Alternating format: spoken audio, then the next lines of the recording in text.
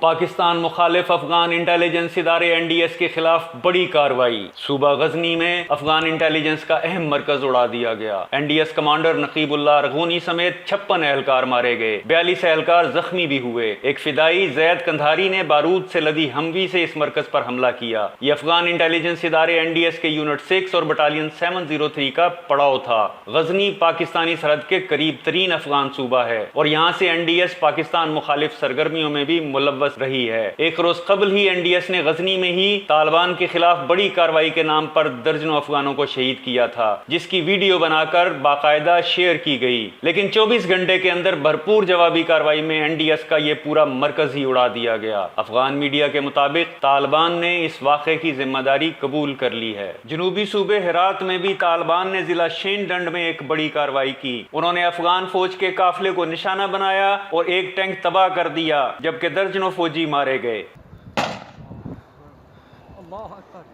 اللہ اکبر اللہ اکبر وما رميت إذ رميت ولكن الله رمى خرج ولا استقل ولا كرفروك ولا باش الله اكبر كرفروك لا فاش